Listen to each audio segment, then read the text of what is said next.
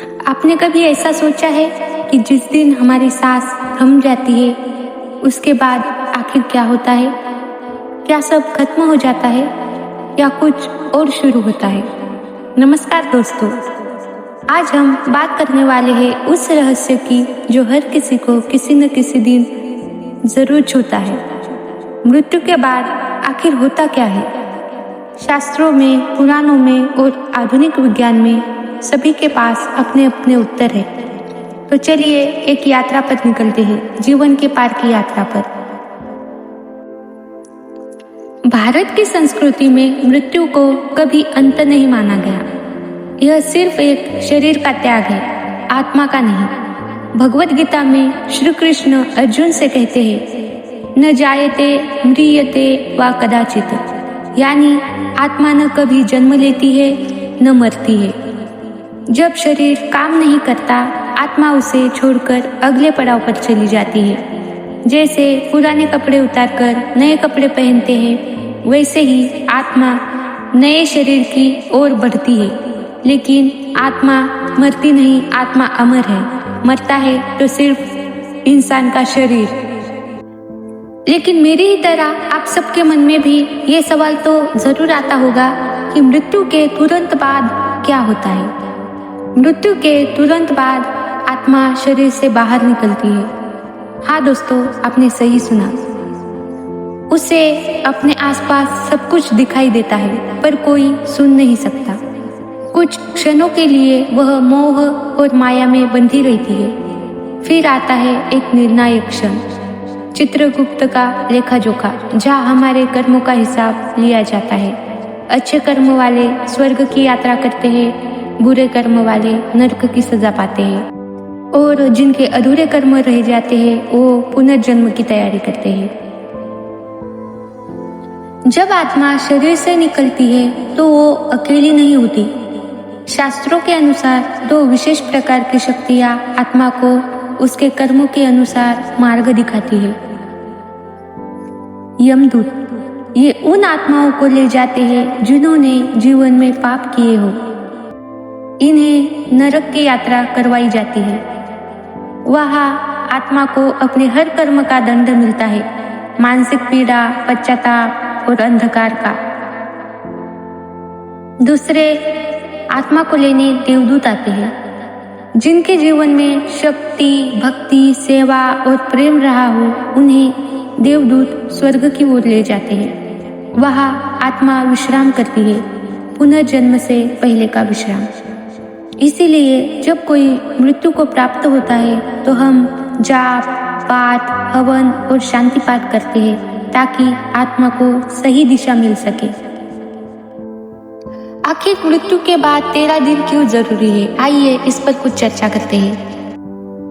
हिंदू संस्कृति में मृत्यु के बाद जो 13 दिन के कर्म होते हैं, उनका गहरा आध्यात्मिक महत्व है। पहले 3 दिन में आत्मा मोह में उलझी रहती है। उसे यह समझने में समय लगता है कि वह अब शरीर में नहीं है। 4 से 10 दिन तक आत्मा अपनी जिंदगी को देखती है, जैसे कोई फिल्म चल रही हो। उसे अपनी गलतियां, अच्छे कर्म और अधूरे सपने याद आते हैं। 11वां और 12वां दिन में उसके कर्मों का लेखा जोखा होता है। यही पर निर्णय होता है कि आत्मा स्वर्ग जाएगी, नरक जाएगी या पुनर्जन्म होगा। 13वां दिन एक प्रकार का विदाई दिन होता है। हम उसे आशीर्वाद देते हैं कि वह शांति से आगे बढ़े। इसीलिए श्राद्ध, पिंडदान और ब्राह्मण भोज आदि अनिवार्य माने जाते हैं। आखिर आत्मा के बारे में विज्ञान क्या कहता है मृत्यु के बाद के अनुभवों पर? आप सोच रहे होंगे ये तो सब धार्मिक बातें हुई, लेकिन विज्ञान क्या कहता है ये भी देखना जरूरी है।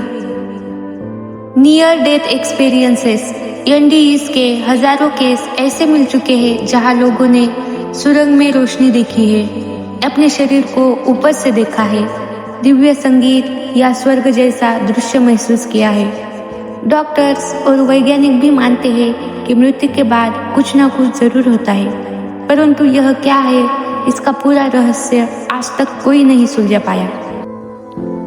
हर आत्मा का अंतिम लक्ष्य मोक्ष ही होता है। मोक्ष यानी कि जन्म मृत्यु के चक्र से मुक्ति। यह तब मिलता है जब आत्मा पूर्ण रूप से कर्मों के बंधन से मुक्त हो जाती है। ध्यान, भक्ति, सेवा और सच्चे कर्म यही हमें मोक्ष की ओर ले जाते हैं और फिर आत्मा ब्रह्म से एक हो जाती है, जहाँ कोई जन्म नहीं, कोई मरण नहीं, बस एक अनंत शांति होती है।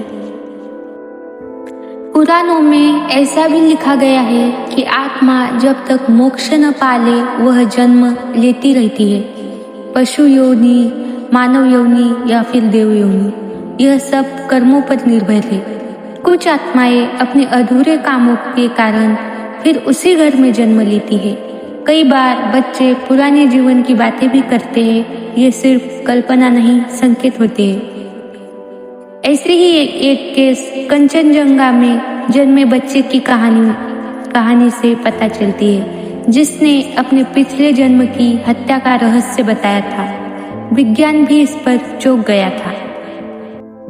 अब आप खुद ही सोचिए कि क्या मृत्यु एक डरावना अंत है या एक नई शुरुआत?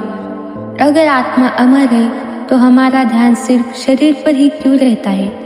अगर ये बातें आपको सोचने पर मजबूर कर गई है तो प्लीज़ इस वीडियो को लाइक करें और इस चैनल को सब्सक्राइब करें, क्योंकि आगे और भी गहराई से बात करेंगे जीवन, आत्मा और परमात्मा की।